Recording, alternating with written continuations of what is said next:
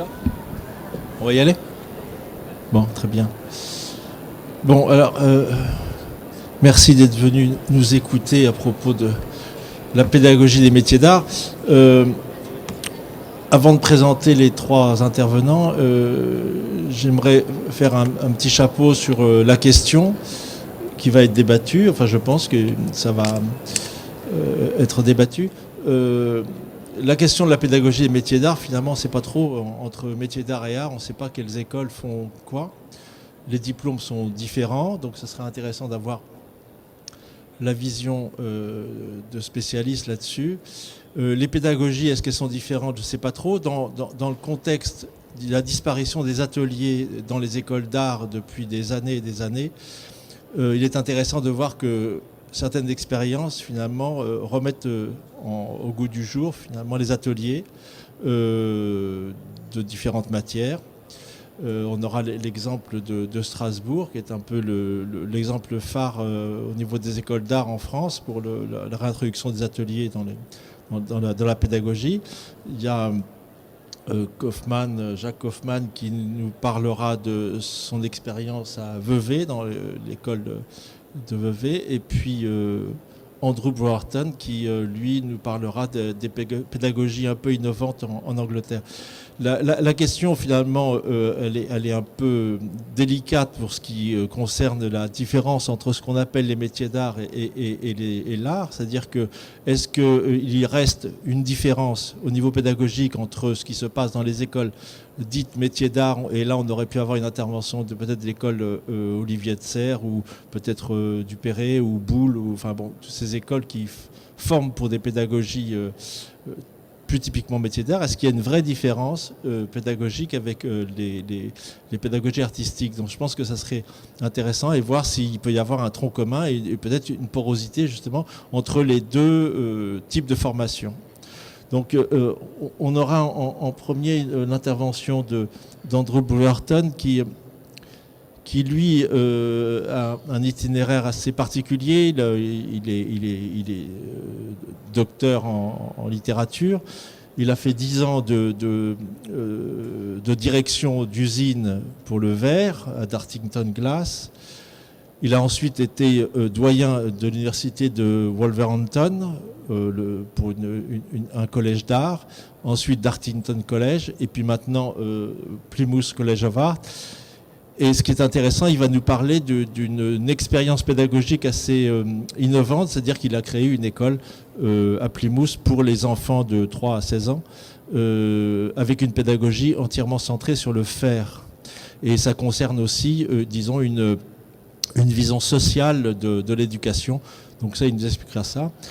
Jacques Kaufmann, donc, lui est sculpteur céramiste depuis des années. Il a d'ailleurs une grande exposition à l'Ariana à Genève.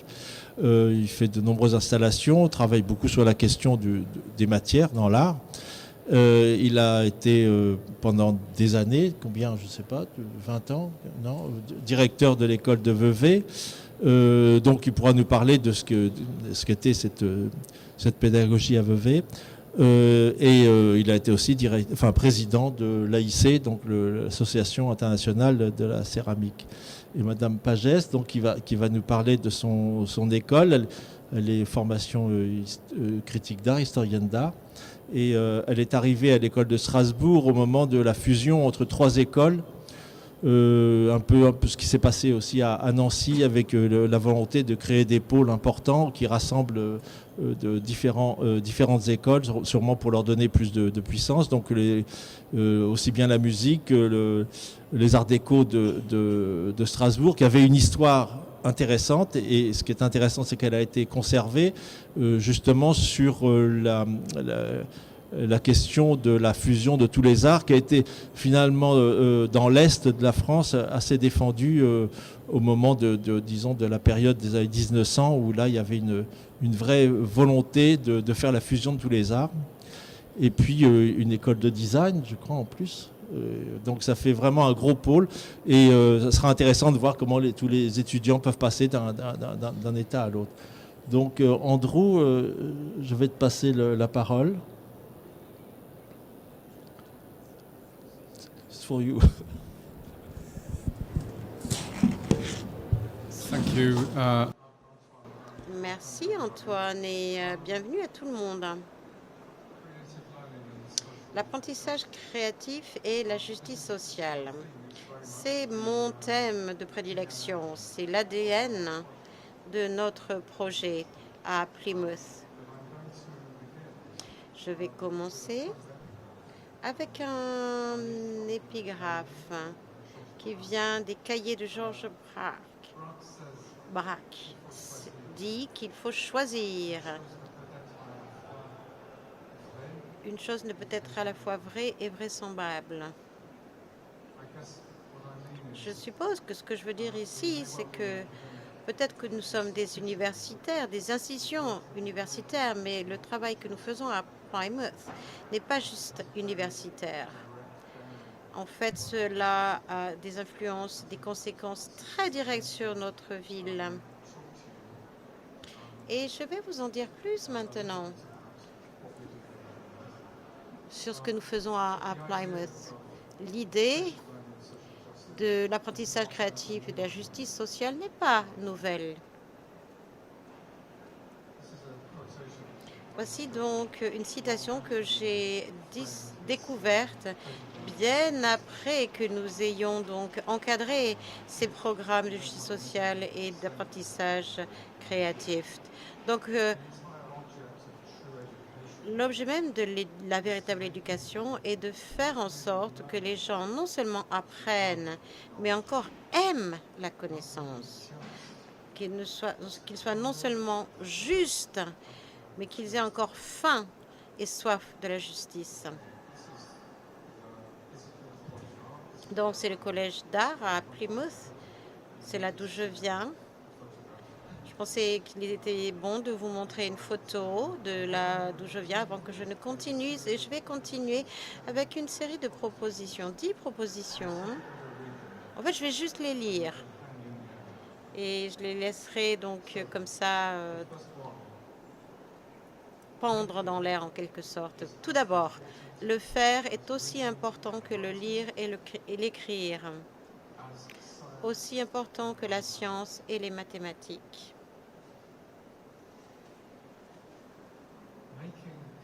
Le faire vient avant le savoir.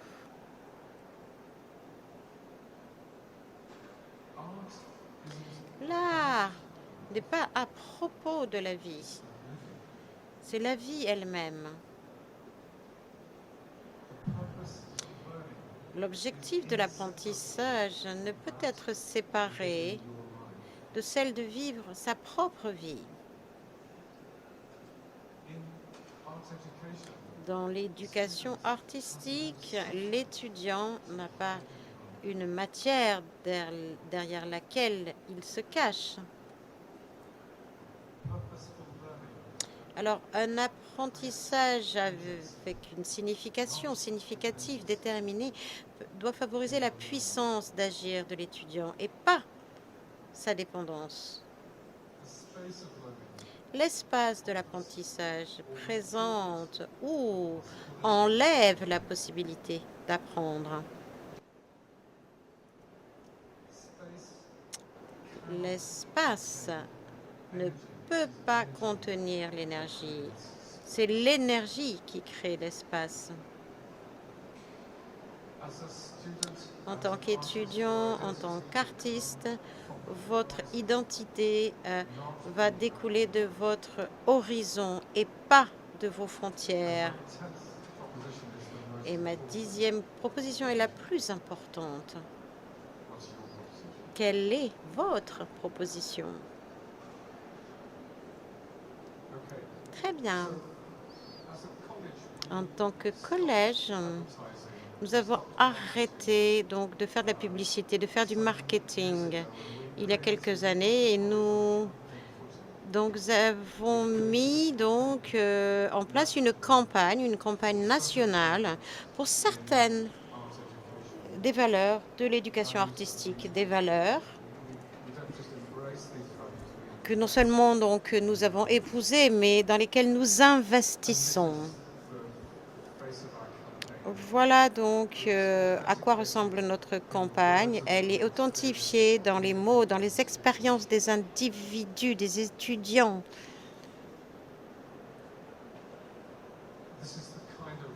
Voici le type d'environnement d'apprentissage dans lequel nous avons investi. Nous avons construit une usine de verre au beau milieu de la ville, en fait, dans cette école. Vous reconnaissez certainement notre ancien Premier ministre, David Cameron, qui faisait une visite visant à inspirer les écoles primaires. Et les problèmes auxquels nous faisons face en tant qu'école d'art, auxquels on faisait face il y a 8 ans, c'est que en fait l'apprentissage de l'art était enlevé des programmes scolaires. Et il nous fallait donc prendre des décisions par rapport à tout cela. Il ne s'agit pas uniquement d'un problème pour le sujet, la matière, mais des étudiants âgés de 16 ans qui venaient au collège d'art de Plymouth nous disaient « Waouh, c'est très différent ici ». Je dirais « Qu'est-ce qui est différent ?» Eh bien, les élèves disaient ben, « C'est différent de l'école ». Et moi, je répondais « Mais qu'est-ce qui est différent de l'école, en fait ?»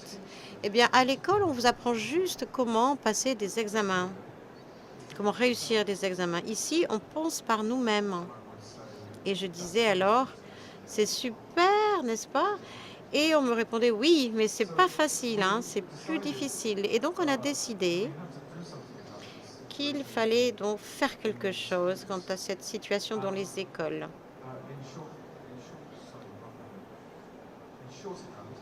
Et donc, on s'est dit, nous sommes un collège d'art, on fabrique des choses et donc on devrait fabriquer une école. Et donc, en 2013, nous avons créé donc l'école de Plymouth d'art créatif. En 2015, nous avons ouvert la Maison Rouge. Voilà le bâtiment. C'est plus qu'une école. C'est un centre pour la communauté. Nous avons construit l'école au milieu du quartier le plus en difficulté, le plus délaissé au centre de Plymouth. C'est vraiment donc des zones qui sont complètement laissées de côté au point de vue social, au point de vue économique. La nourriture donc était au centre donc de cette école, des thèmes de cette école, un ingrédient de la vie quotidienne de chaque étudiant de l'école. Nous avons 1020 étudiants dans notre école, il faut le dire, aujourd'hui. Et donc, ils ont appris à faire la cuisine. Parce que, en fait, la nourriture, eh bien, il s'agit d'un art, d'un artisanat. Il s'agit également de sciences, d'histoire, de chimie, de biologie, de physique, de gestion de projet. Il s'agit donc de design également. C'est ce que l'on appelle donc le programme des écoles pour le 21e siècle. Il s'agit vraiment de faire. Une école où l'approche par rapport à l'apprentissage passe principalement par le faire. Voilà notre école. Chaque année, nous occupons le 5e étage de la nouvelle extension du musée Tate Modern à Londres. Nous avons une semaine dans ce Tate Modern chaque année et nous créons donc un atelier et donc nous programmons un symposium. Vous êtes les bienvenus si vous voulez venir l'année prochaine. On l'a fait en mars cette année. Ici, ça c'est il y a 3 ans. Vous avez donc ici, enfin l'étudiant le plus vieux a 14 ans. Il s'agit d'étudiants qui sont venus à Tate Modern pour participer à notre atelier. Ensuite, ils ont insisté pour faire une présentation au symposium. En fait, à l'âge de 14 ans, ils voulaient être en mesure de pouvoir voter. Et c'est ce qu'ils voulaient dire au symposium. Et donc, il y a un sens de militantisme social, de soif pour la justice sociale au cœur de cette école. Si vous voulez nous dire quelle est votre proposition, vous pouvez aller sur quelle est votre proposition, What's Your Proposition, qui est un site web, et vous pouvez déclarer donc ce que vous souhaiteriez. Voilà ma proposition. Donc moi je suis un auteur, je suis un écrivain, et ma proposition c'est que les mots ne sont pas assez. Nous avons également mis en place donc un siège dans une vieille usine qui était un atelier pour Yega. Et donc, dans mon école, il y a des gens qui sont très doués, très talentueux, et qui malheureusement sont un petit peu en doublon au cours des 20 ans, et qui aident la prochaine génération d'artisans pour faire la mode. Et cela dans le même voisinage. Donc voilà des images. Et les derniers mots, en fait, c'est pour Georges Braque. Il ne faut pas imiter ce que l'on veut créer. Merci beaucoup.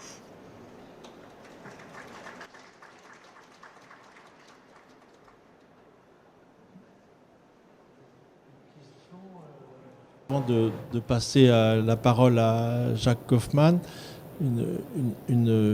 sur la présentation d'Andrew, je voulais juste poser une question à Andrew et on passera à la présentation de Jacques.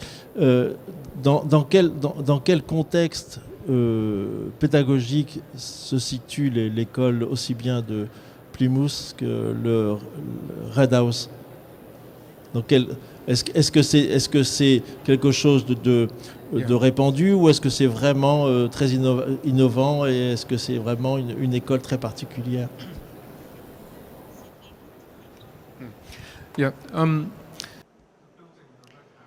Le bâtiment, la Maison Rouge, est complètement nouvelle. Nous voulions mettre notre école dans un grand magasin vide.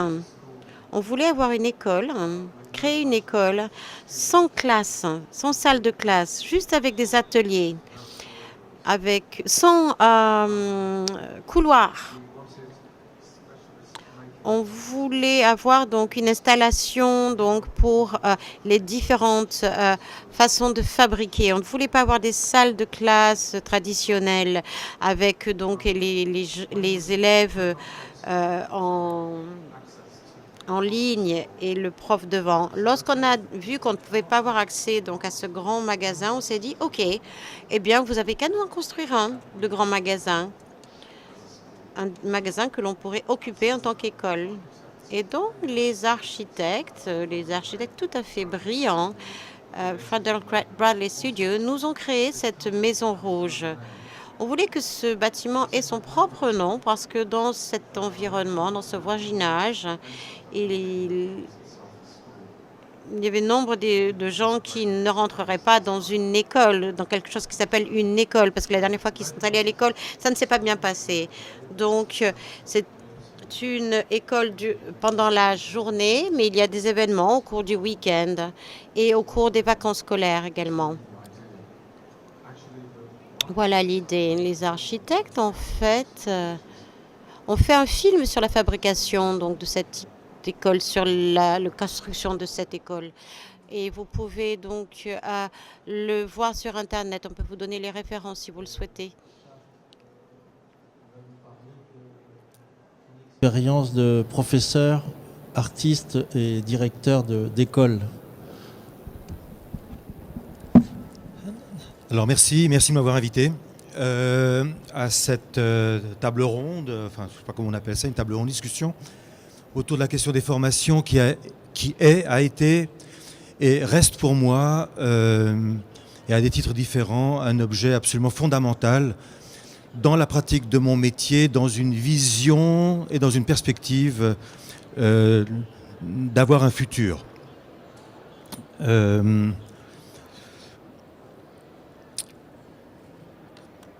D'abord, j'ai eu la chance de pouvoir enseigner tardivement. C'est-à-dire que j'ai commencé à enseigner quand j'avais à peu près 40 ans. Et d'une certaine manière, je recommanderais pour pouvoir enseigner, d'avoir une pratique établie sur laquelle on peut se baser à partir d'une expérience vécue soi-même, plutôt que de simplement transmettre ce qui nous a été transmis sans qu'il ait eu le temps d'être digéré. Donc j'ai eu cette chance-là de commencer à enseigner à 40 ans.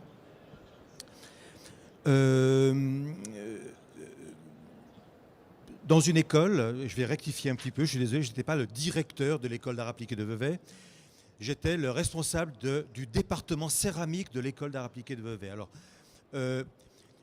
pour moi, c'était la bonne position. Jamais j'ai voulu être doyen ni directeur parce que ce sont des postes purement administratifs et qui m'auraient fait perdre le fil de mon action personnelle vertueuse et qui passe de l'enseignement à l'atelier, de l'atelier à l'enseignement. Et d'ailleurs, je considère que tout enseignant qui ne pratique pas lui-même, au bout de 5 ans, il est mort. Donc il y a un vrai besoin, une vraie nécessité d'être dans le risque pris de l'activité personnelle. Ça veut dire de pouvoir se planter soi-même et pour pouvoir se mettre à la place de l'étudiant qui se plante aussi. Et que se planter fait partie de l'expérience fondamentalement. J'avais écrit plutôt sur la porte d'entrée de l'atelier. Ça y est toujours, je crois, après 5 ans, que je me suis arrêté d'enseigner à Vevey. Quelque chose qui te rejoint un petit peu, Andrew, mais qui n'est pas de moi, mais que j'ai emprunté à un grand philosophe allemand, et qui disait « La vérité de l'intention, c'est l'acte ». Hegel. C'est-à-dire que, pourquoi j'en parle maintenant?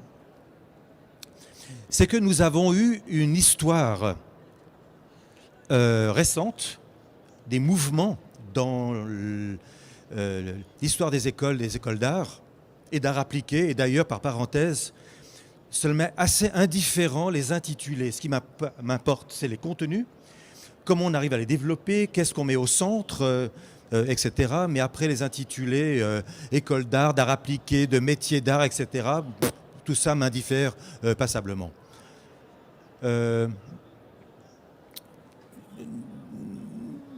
Donc, oui, cette histoire récente, c'était quoi? Si je prends l'histoire française. On avait par exemple en France une excellente école pour la céramique à Aix-en-Provence. Et puis, on a pensé flatter, mais non, toi tu n'es pas un céramiste, toi tu es un sculpteur, tu es un artiste. Et ce qui s'est passé, c'est qu'on a pris les budgets, on a vidé les contenus. Depuis ce jour-là, je suis devenu un militant de base vis-à-vis de mon métier de céramiste. Et à aucun moment, je n'accepte qu'on y touche à ce mot-là, qui est un très beau mot, céramiste. Parce que ça touche potentiellement, et on le voit dans le travail des étudiants, ça touche l'art, le design, l'architecture, la vie en général, l'histoire de l'humanité, et je pourrais continuer la liste là. Donc pourquoi changer des intitulés alors qu'ils ont une valeur en tant que telle? Donc je suis un militant de base à ce niveau-là, et si vous me trouverez sur votre chemin, si vous voulez toucher un poil de ces intitulés-là, métier d'art, tout ça je m'en fous, mais céramique, verre, etc., là j'y tiens beaucoup.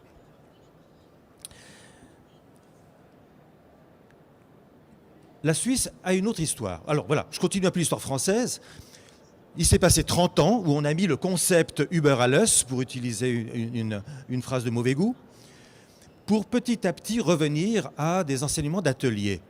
Mais, et le mais est très important, dans un certain nombre d'écoles d'art où s'enseignent également de nouveau des pratiques d'atelier, je m'intéresse à savoir qui est responsable de l'enseignement et à quelle position et dans quelle hiérarchie se positionne la transmission des savoirs, des savoir-faire et des savoir-être, vu que ce sont, savoir théorique, savoir-faire et savoir-être, les fondamentaux de toute pratique. La cuisine, le verre, mais aussi la pédagogie. Tout a besoin de savoir-faire, de savoir-être, c'est-à-dire de création, et de savoir théorique. Et j'ai pu constater que, en fait, le pouvoir était quand même toujours dans les mains des théoriciens. Alors moi, qui passe pour un philosophe de la céramique, je tiens absolument à ce qui est un équilibre. Mais quel équilibre? Cet équilibre vivant qu'il y a entre la tête et le corps, mais qui était remis en question, et il y a une longue histoire, et ce n'est pas le propos aujourd'hui, de la suprématie de l'un sur l'autre, où on peut remonter à la Renaissance, et puis après on peut remonter encore plus loin au christianisme, puis après au judaïsme, et puis après au grec, etc. Et puis en fait, c'est une histoire sans fin qui fait que l'humanité pense qu'elle pense que c'est mieux de penser que de faire, alors que nous pouvons penser parce que nous faisons. Et je te rejoins de nouveau là-dessus. En fait, nous nous appelons Homo sapiens alors que nous devrions nous appeler Homo faber. C'est ça qui nous a permis de créer des neurones. Autrement, on serait incapable. Et moi, en tant que céramiste, je suis capable de créer une pensée parce que je fais. Je reviens à Vevey. Donc j'ai été pendant 20 ans le directeur de cette école qui vivait à l'époque sous un règlement de 1968. Les règlements de formation, c'est très important parce que c'est, d'une certaine manière, les bibles, les cadres qu'on doit suivre. Et je les ai suivis jusqu'au moment, très rapidement, je me suis rendu compte qu'ils étaient totalement inadaptés. C'est-à-dire qu'on préparait nos étudiants pour la guerre d'avant. Il n'y a aucune légitimité de préparer des gens pour la guerre d'avant.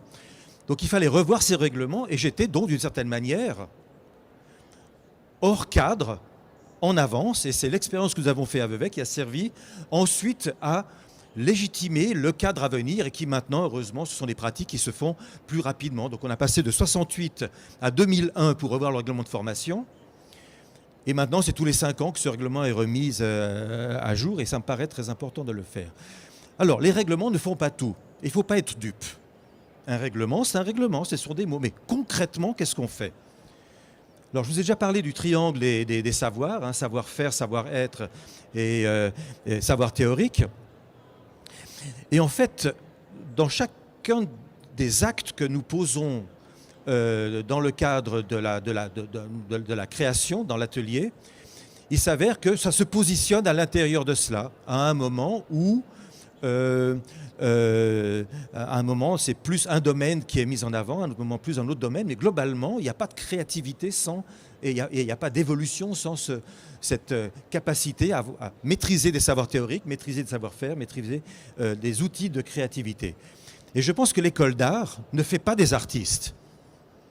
Elle a au moins une responsabilité, c'est d'éviter de couper les désirs, les envies de créer, ad minimum, et si possible, en mettant une pédagogie de projet au centre du projet pédagogique, de faire en sorte, d'une certaine manière, ce que l'étudiant, dans son parcours, de 4 ans, de 5 ans, moi je suis pour les études longues, hein,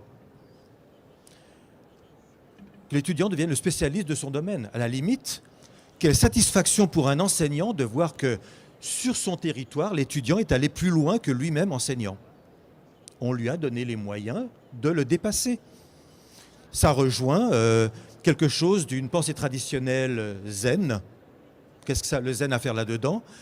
L'élève doit toujours avoir envie de tuer le maître, tuer symboliquement, d'aller plus loin que lui. Comment est-ce qu'on insuffle à l'étudiant le désir de tuer le maître, d'aller plus loin que là où on est allé? D'où l'importance pour le maître de continuer à pratiquer. Parce qu'on ne va pas se laisser tuer comme ça quand même.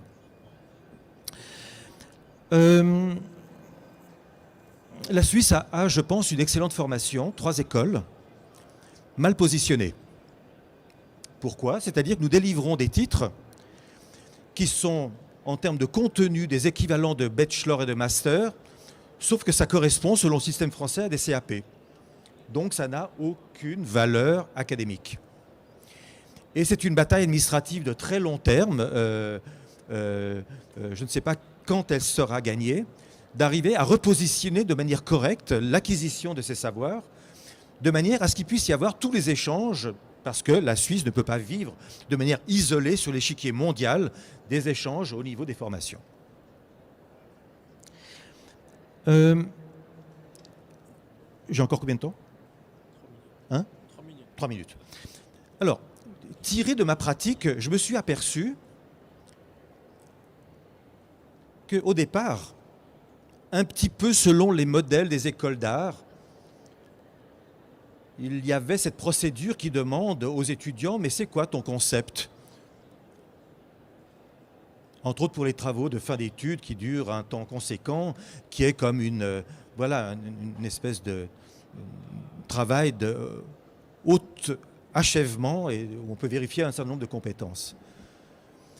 Après, je me suis dit, mais Jacques, t'es complètement absurde ton truc. Tu leur demandes quel est le concept, alors que toi-même, dans ton atelier, tu pars de tes intuitions, qui ensuite se transforment en expérimentation, pour ensuite aller vers de la pensée construite.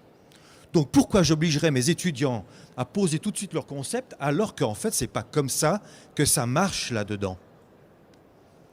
Donc voilà, petit à petit, je suis arrivé à demander aux étudiants, non pas quel est ton concept, mais c'est quoi ton intuition pour démarrer dans le travail? Quels sont les moyens que tu te donnes pour vérifier tes intuitions dans le réel et éventuellement reformuler ton intuition pour ensuite passer à l'implémentation, le développement de la recherche et sa capacité de le défendre, bien sûr, avec tous les arguments qui vont avec, parce que nous sommes dans une époque où il faut être capable d'argumenter ce qu'on a fait. Voilà, c'est un joli parcours théorique. Ça m'a mis quelques années pour bousculer cette toute petite bille-là, mais j'en suis très heureux. Quelle est ton intuition? Parce qu'une intuition, c'est comme tomber amoureux. On a des intuitions. Et plus on travaille, plus ces intuitions sont là. Et plus elles sont proches de réalité. Donc, quelle est ton intuition? Et je crois qu'un des rôles de l'école, au-delà de l'acquisition des savoirs théoriques, des savoir-faire, etc., c'est la capacité qu'on donne à l'être, qui est posé au centre de l'intérêt de la formation, à développer petit à petit ses propres intuitions basées sur une expérience vécue. Voilà, je vous remercie beaucoup.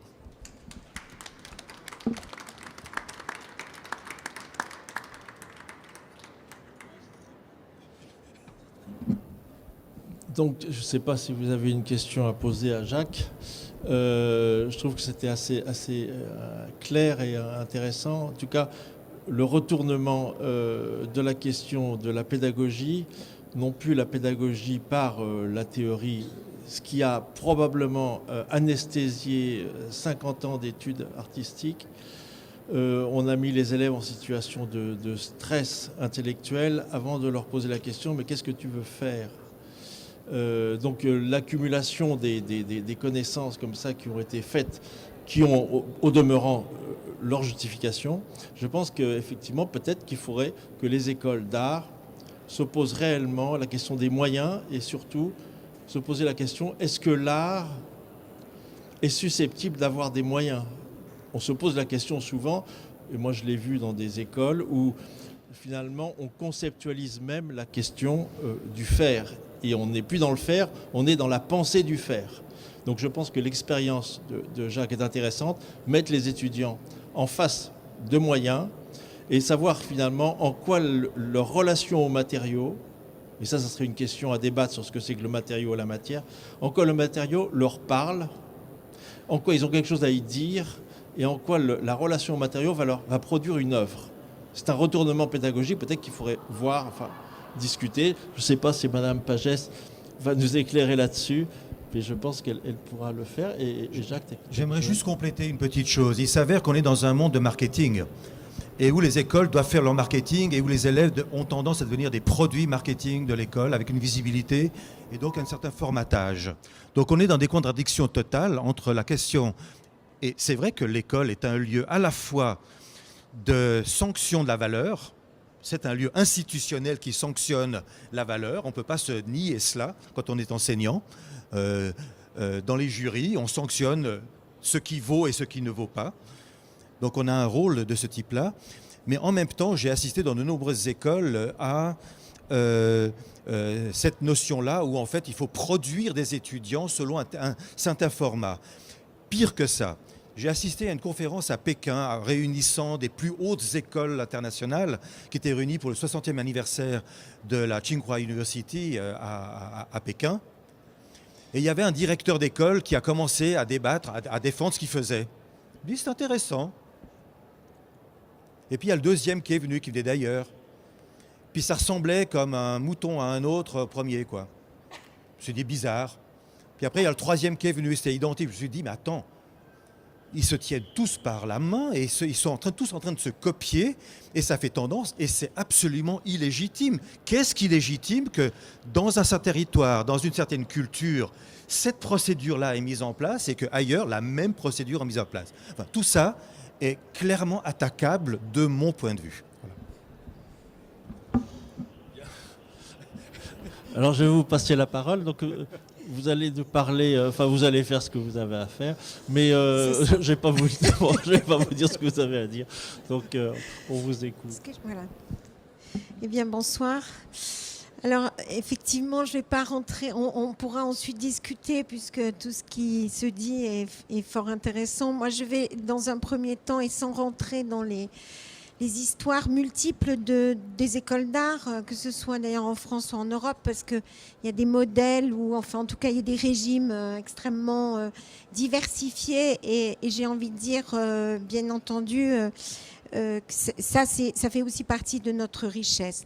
Donc je vais d'abord dans un premier temps vous présenter très rapidement donc la HIR, Haute École des Arts du Rhin, et comme vous l'avez d'ailleurs mentionné, c'est une école qui est à la fois très jeune et très ancienne, puisque l'école, en réalité, la HIR est le regroupement historiquement de 3 établissements. D'une part, donc les arts déco, dont là vous avez les arts décoratifs de Strasbourg, dont vous avez ici même une image, mais également l'école d'art du Quai à Mulhouse, donc 2 écoles qui sont nées en fait au courant du 19e siècle. Je parlerai davantage tout de suite de Strasbourg.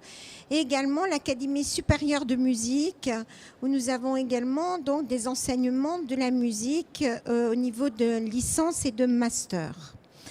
Donc c'est une école jeune, 2011 la HIR, et donc beaucoup plus ancienne pour la partie précisément des arts décoratifs et des arts visuels, puisqu'elle remonte au 19e siècle. Alors, je m'arrête justement un instant sur cette image, je vais vous en donner une autre un petit peu avec ces 2 époques, pour vous raconter très rapidement l'histoire de l'école des arts décoratifs. Effectivement, l'école est née, en tout cas dans son visage, j'ai envie de dire architectural actuel, est née donc en 1892, période, comme vous le savez, où Strasbourg, l'Alsace et une partie de la Lorraine donc deviennent allemandes. Et c'est donc sous l'impulsion, et c'est toute un petit peu l'histoire de cette école, y compris d'ailleurs pour Mulhouse. Donc l'impulsion est venue de ce qu'on appelait, justement en parlant de modèle d'école d'art, de ce qu'on appelait les Werkbund, c'est-à-dire ces écoles qui tentaient, en cette fin du 19e, voire même milieu du 19e siècle, avec l'aventure des arts and crafts, de cette liaison entre ce qu'on a appelé les arts décoratifs et le monde de l'industrie. Et comment, au fond, des artistes, des créateurs, des artisans pouvaient venir nourrir toute une nouvelle industrie, et qui était vraiment liée au développement à la révolution finalement industrielle du 19e siècle. D'ailleurs, à cette même époque, et c'est d'ailleurs le cas aussi pour les arts décoratifs de Paris, sont nés les musées des arts décoratifs, qui sont précisément nés de cette volonté de présenter des modèles, pour revenir à ce que vous disiez, monsieur, des modèles qui ont été donnés à l'époque au musée des arts décoratifs, d'ailleurs aussi bien à Paris comme à Strasbourg, pour représenter finalement ces nouvelles formes qui allaient être potentiellement utilisées par le monde industriel, ou artisanal d'ailleurs. Voilà, donc c'est comme ça qu'en fait l'école des arts décoratifs est née. Elle a vécu, comme beaucoup de nos écoles, les vicissitudes de l'histoire et évidemment de ce XXe siècle qui et on le sait très bien, a été toujours 20e et 21e, toujours finalement basculé, bousculé, traversé par des problématiques qu'on qualifiait fut un temps académique et au fond, et ça c'est un terme que vous n'avez, sur lequel on pourrait revenir, qui serait de s'interroger aujourd'hui sur qu'est-ce que sont aujourd'hui nos nouveaux académismes. En tout cas, donc toute l'histoire des arts décoratifs de Strasbourg a été vraiment extrêmement complexe parce qu'il a tenté, cette école a tenté, et je pense qu'elle y a réussi, en tout cas en y étant aujourd'hui depuis 7 ans, a réussi à trouver cette frontière, cette articulation. Alors, plus du tout dans une dimension pour l'industrie, comme ça a été en tout cas un des axes à ses débuts, mais en tout cas qui a essayé de traduire comment finalement des artistes au sens large, j'ai envie de dire des auteurs, des créateurs. Alors je ne vais pas sur des questions de... Voilà, vous avez évoqué la question du céramiste, du verrier, du ferronnier, mais d'auteurs et qui assument précisément cette posture d'auteur qui pour nous est extrêmement importante. Alors, je vais passer plein d'images maintenant et pour juste un peu vous raconter où nous en sommes aujourd'hui. Donc l'école, comme je le disais, aujourd'hui en fait nous avons plus de 7 formations, 8 diplômes exactement, au grade de licence et de master. Nous sommes dans la réforme du LMD, pour revenir à vos questions de réglementation. On est dans le LMD. Mais, je vais articuler plutôt sur un des axes de l'école qui est une mention qui s'appelle art-objet et qui trouve justement son origine dans l'histoire des arts décoratifs. Alors, art-objet, c'est en fait aujourd'hui 6 ateliers. Alors ici, vous avez l'atelier bijoux. Vous avez en fait le principe pédagogique est le suivant. Nos étudiants, après une première année pluridisciplinaire, rentrent dans un atelier de leur choix à partir de la 2e année et ils deviennent ce qu'on appelle des résidents d'atelier. Donc, un des ateliers, c'est l'atelier bijoux. Je vous en passe des images. Il y a même des pièces que vous allez voir et que vous pouvez, si vous le souhaitez, aussi voir sur le salon, notamment pour des... Voilà, ça c'est une pièce qui est présentée, qui est donc issue précisément de l'atelier bijoux et également de l'atelier verre. Parce que la particularité, donc je disais, 6 ateliers, donc atelier bijoux, atelier verre, atelier terre céramique, atelier bois, métal et livre.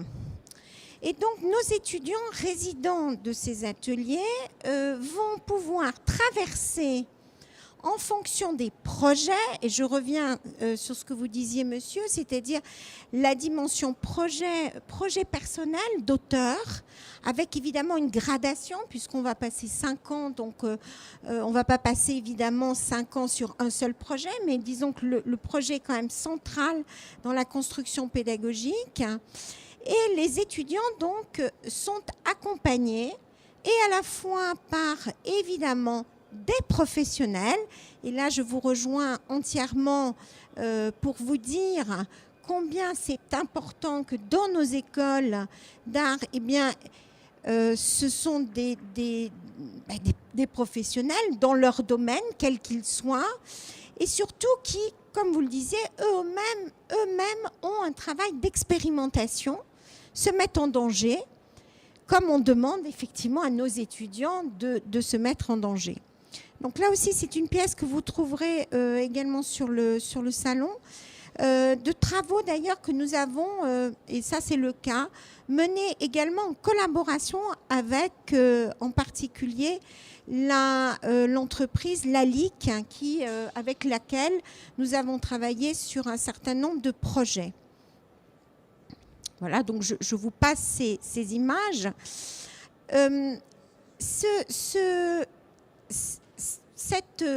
cet art-objet, j'ai envie de dire que la définition, il n'y a pas de définition. En fait, je pense que l'art, la question de l'auteur, l'art, c'est précisément... voilà, ça c'est l'atelier livre pour vous montrer un exemple. Il y en a d'autres pour que vous ayez un petit peu quelques images. Mais en tout cas, l'art, c'est précisément, systématiquement, l'engagement de travailler. Vous parliez du futur, on a toujours, bon, il y a des termes, innovation, on les entend ça et là. Bon. Nous, ce qui nous intéresse, c'est que les étudiants soient confrontés à des outils, des ateliers, des matériaux, et qu'à travers un projet qui n'est pas forcément ni un projet en design, ni un projet c'est pour ça qu'on parle de art-objet. Vous voyez, ça donne tout de suite une forme d'amplitude ou d'ouverture, bien que étant résident dans chacun de ces ateliers, mais étant forcément en porosité les uns avec les autres. Parce que la question de la transmission, c'est extrêmement complexe. Je pense que Andrew, par rapport à votre intervention que vous avez faite en début, est très intéressante parce que je pense que la transmission, elle se passe par des biais, par des voies qui sont à la fois ce qu'on va appeler des voies descendantes, d'un savoir, d'une technique, de quelque chose qu'on va évidemment faire apprendre, mais ça passe aussi beaucoup entre les personnes, entre les étudiants. La notion d'atelier, c'est pas que la question de la notion de la hiérarchie présupposée entre techniciens, artistes, professionnels et étudiants. Là, pour nous, on attache beaucoup d'importance aussi à des transmissions qui sont entre les étudiants, parce que leur chance, c'est pas que d'être, si je puis dire, dans un atelier en porosité éventuellement avec les autres ateliers, mais c'est aussi parce que nos étudiants rencontrent des designers graphiques, parce qu'ils vont rencontrer des scénographes, parce qu'ils vont rencontrer des textiliens, et que c'est ce qui fait justement cette notion de nous, enfin en tout cas moi j'y crois beaucoup, c'est cette dimension du collectif. Je pense que l'auteur, il ne peut pas être tout le temps tout seul. Il a besoin des autres. Un artiste, il n'est pas tout seul au monde, j'ai envie de dire, dans sa tour d'ivoire, en créant. Ça, c'est un espèce de mythe. C'est une construction un peu mythique du 19e, je trouve, qui continue, je pense, beaucoup trop à perdurer. Là, c'est l'atelier métal. Hein, je pense qu'au contraire, un artiste, il est en porosité avec le monde, avec des auteurs, avec d'autres. Et c'est ça qu'offre une école d'art. C'est cette chance-là. Parce que c'est... moi, je dis toujours, une école d'art, c'est des outils, c'est des compétences, c'est une magnifique boîte à outils. Et c'est tout un réseau aussi de personnes qui vont nous accompagner, qui vont accompagner nos étudiants par la suite. Et c'est là où je parle d'écosystème. Et du coup, je crois encore beaucoup à ce, si je puis encore dire, modèle, en tout cas à ces structures qui aujourd'hui existent toujours et qui me semblent être, sans faire des jeux de mots, de très très jolis bijoux. Voilà, merci. On a encore un petit peu on a 10 minutes. Là, je ne sais pas s'il y a des questions, mais non, il n'y a pas beaucoup de questions. Mais non, mais j'aurais voulu justement rebondir sur ce que vous dites, parce que à propos justement de la définition de l'école que vous proposez, enfin de l'école d'art que vous proposez, justement, vous n'avez pas de souci avec la question de cette division avec les métiers d'art. C'est-à-dire vous intégrez les métiers d'art dans la pédagogie artistique. Oui. Alors c'est vrai que c'est vrai que c'est une des particularités de l'AIR, c'est que de par son histoire et de par l'équipe et des discussions que nous avons avec l'ensemble des enseignants, moi je ne crois pas du tout à cette dichotomie. Je crois même qu'aujourd'hui, et bon, je pense que le salon en témoigne, ce qu'on a pu, on en avait un peu discuté au téléphone, cette séparation entre les beaux-arts et les arts décoratifs qui relèvent d'une histoire, de l'histoire de l'art et d'une histoire très française aussi, je tiens à le préciser, qui voilà, avec cette question de la hiérarchie des genres et donc par là même voilà, une hiérarchie, ce qui est très aussi un peu français. Vous parliez de la domination présupposée de l'esprit sur le fer et voilà, cette vision un peu binaire.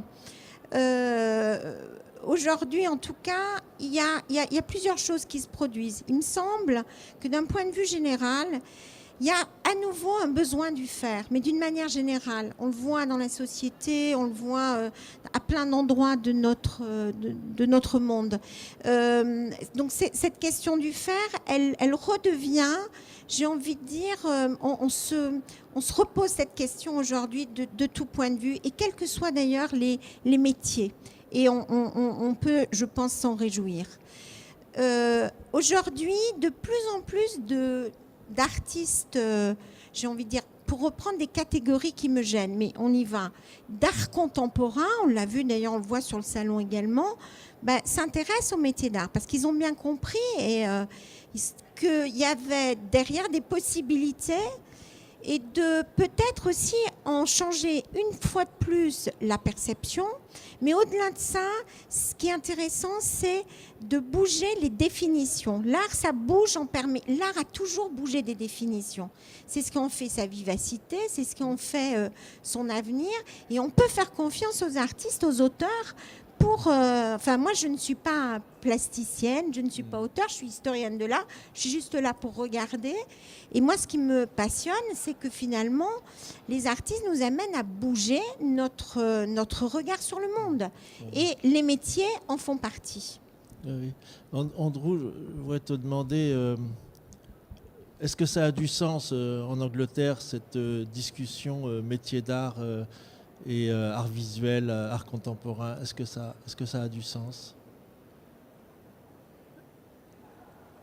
dans la pédagogie?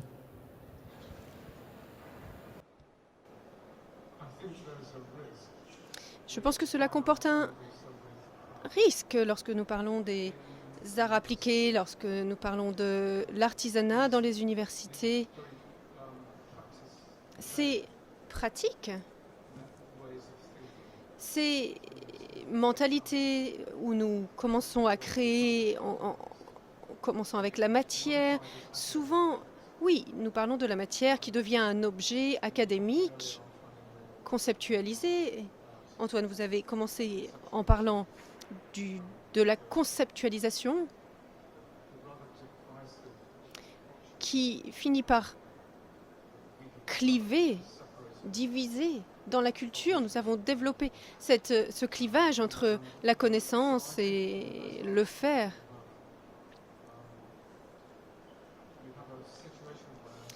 Nous trouvons donc, dans certains articles, nous pouvons lire que la dimension du conceptualisme, le concept de faire, pour moi, ce n'est pas de la théorie, c'est de la poésie. Et je fais très attention à ce que je dis, parce que lorsque nous parlons de la poétique, nous parlons de la Grèce, la racine étymologique de la poésie signifie faire. Et dans notre culture universitaire ou académique, nous oublions que l'opposé, le contraire de l'esthétique, c'est l'anesthésie. Par rapport à cette dichotomie qu'on peut poser et qu'on doit poser parce qu'elle existe, Elle existe dans une forme d'académisme pédagogique qu'on voit dans les écoles d'art, mais qui tend à se réduire peut-être par justement des réflexions sur la pertinence de la séparation du corps et de l'esprit.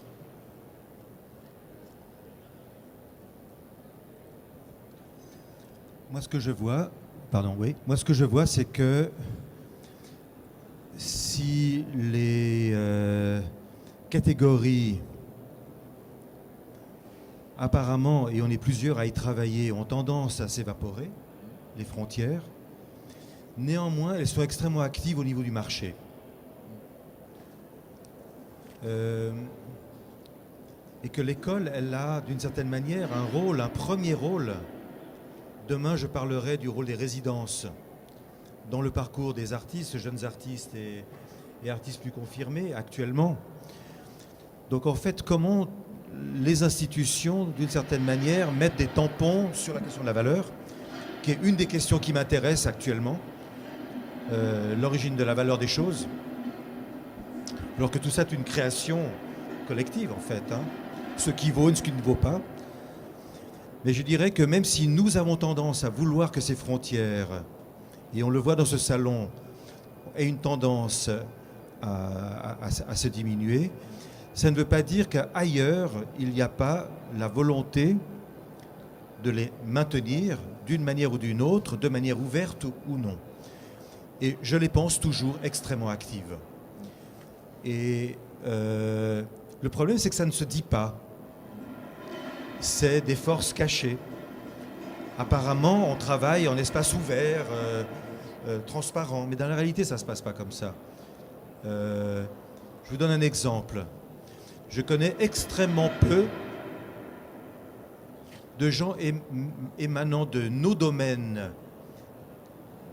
de ces expressions d'auteurs, mais qui ne sont pas couverts par le tampon institutionnel national, ayant pu émarger d'une manière ou d'une autre au budget du ministère des Affaires étrangères ou du ministère de la Culture, de manière à avoir des soutiens pour des expositions à l'étranger. C'est étanche. Apparemment, ça ne l'est pas, et pourtant, c'est totalement étanche. Donc voilà, il y a encore du travail à faire. Mon expérience, c'est que j'ai servi un petit peu de bélier, souvent dans des situations que j'expose assez indifféremment dans des milieux d'art contemporain ou dans des milieux plus traditionnellement liés à des médiums, à des matériaux, etc. Que je sais que dans la carrière d'un jeune artiste, ça ne se fait pas. Il faut choisir son camp, paraît-il. Donc ça veut dire que c'est toujours actif. Moi, je m'en fous. Non, je pense qu'il y a une académie qui ne se dit pas, parce que c'est une académie qui précisément a fait une OPA sur la liberté de créer. Et donc, quand on académise la liberté de créer, on ne peut plus la contester. Et ça, c'est la force de cette académie. Et donc, elle est active, comme tu dis, dans le marché et dans l'institution. Bon, parce qu'on a décrété il y a quelque temps, les artistes ne doivent pas avoir de moyens. Probablement aussi parce qu'un État a besoin d'artistes sans moyens.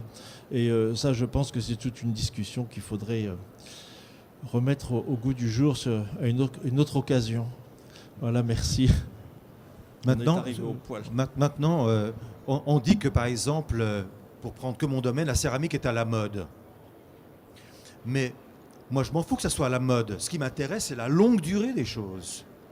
On a 29 000 ans d'histoire. En tout cas, moi, je suis un tout petit maillon dans 29 000 ans d'histoire. La mode, c'est l'écume soulevée par le vent du moment, de l'instant, sur ces longues durées.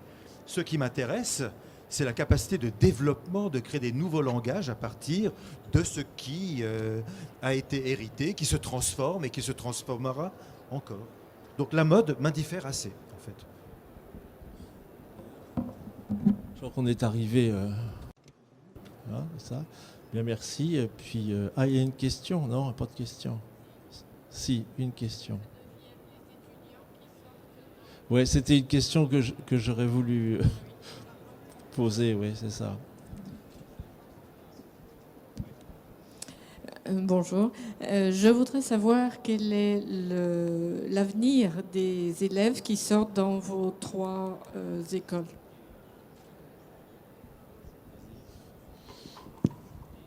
La réponse va être... il y a deux manières de répondre. Soit c'est très très très précis, soit c'est très large. Donc, quand je dis très précis, c'est on fait des enquêtes sur ce qu'on appelle le taux d'insertion professionnelle de nos étudiants après la sortie d'un master.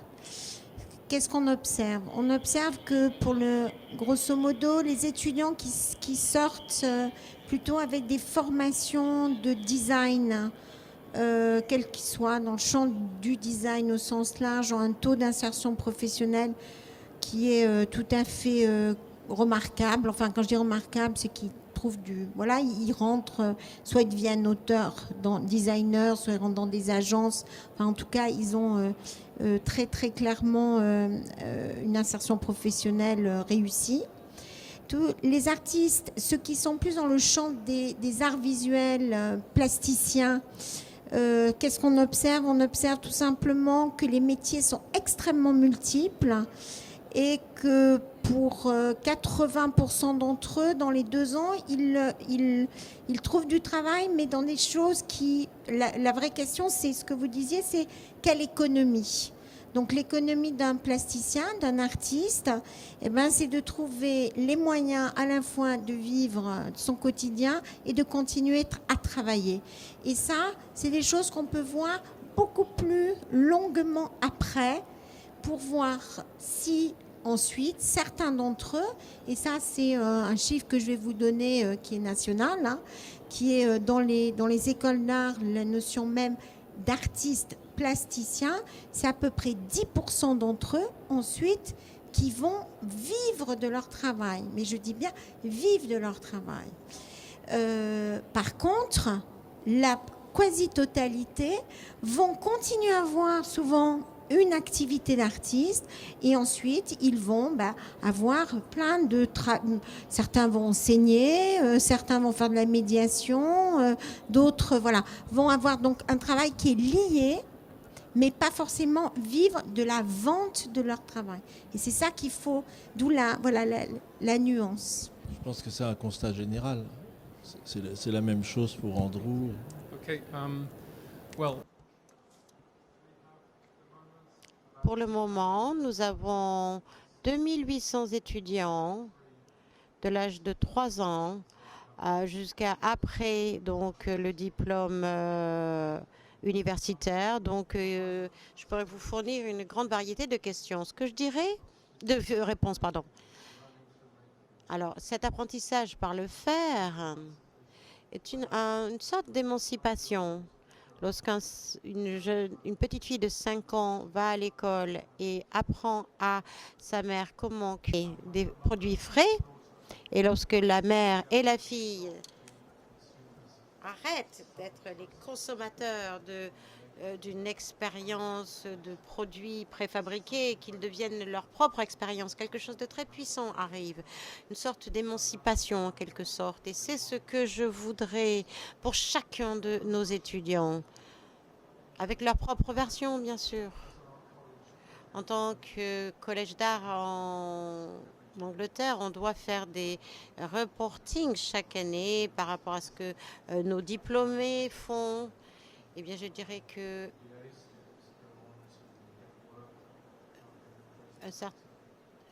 presque 90% de nos étudiants ont un job dans le secteur créatif après qu'ils soient diplômés.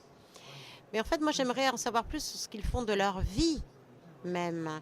Parce que l'une des choses les plus intéressantes que l'on fait en dépit du gouvernement, en dépit des institutions, c'est que, en fait, on fait des choses parce qu'on ne peut pas les faire, parce qu'il nous faut absolument les faire. Et c'est ce que je voudrais que les étudiants puissent être en mesure de faire.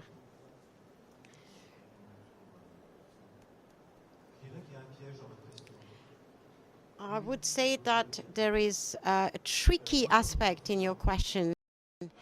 I would say that when I was a student 40 years ago, my friends were jazzmen. Exemple, etc. Et on écoutait la nuit la musique ensemble, j'étais formé à Coltrane, etc. Puis en fait, l'idée pour un jeune jazzman, c'était la journée je suis chauffeur de taxi et le soir je joue. Et en fait, de mesurer l'efficacité d'une école à son résultat d'insertion professionnelle est un des critères, d'ailleurs un des critères pour mesurer en tout cas que la société souhaiterait, mais ce n'est peut-être pas le seul. Van Gogh n'a jamais vendu une toile. Sa valeur existe. Donc en fait, dans la construction d'un projet de vie, un étudiant doit s'interroger lui-même sur jusqu'où il veut, d'une certaine manière, s'intégrer dans un système économique ou dans quelle mesure il veut continuer à créer, quel que soit son environnement, etc. C'est pour ça qu'il y avait un petit piège. Maintenant, je vais aller au-delà. En Corée, par exemple, j'ai rencontré des écoles où il y a 5% des gens qui finissent leur master qui continuent. Donc on a des très grosses classes avec beaucoup d'étudiants en master, voire en PhD. 5% qui continuent. Quelle est la conclusion que j'en ai tirée? C'est que l'école fonctionne pour elle-même. C'est-à-dire qu'on a des très grosses équipes de professeurs, donc il y a besoin d'avoir beaucoup d'étudiants, et dans lequel ensuite il y a tout à fait autre chose qui se passe. Pour l'école de Vevey, pour répondre à votre question précisément, en général, les étudiants sortent, se mettent en atelier individuel ou collectif. La question du collectif n'a jamais cessé mais revient en force. On met ensemble les moyens de production, en fait. Et puis souvent, il n'y a pas qu'une seule mamelle pour vivre. Il y a un petit peu d'enseignement privé dans son atelier avec des enfants, des adultes, etc. S'inscrire dans des salons comme celui-ci ou d'autres.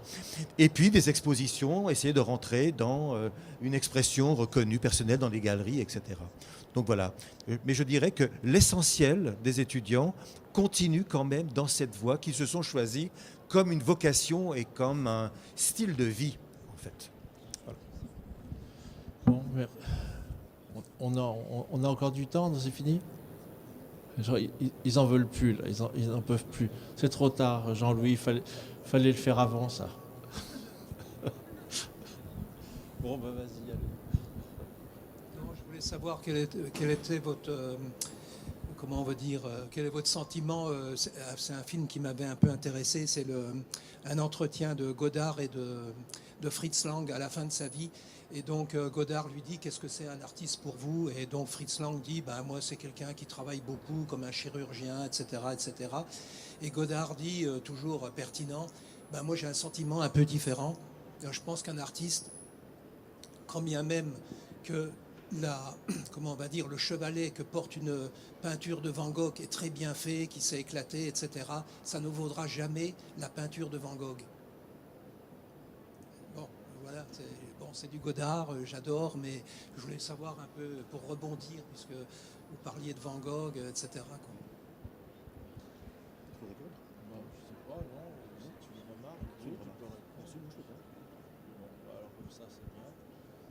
On en restera là, sur ta réflexion godardienne. Moi, ça me va bien qu'on reste sur Godard. Merci. Bon, merci.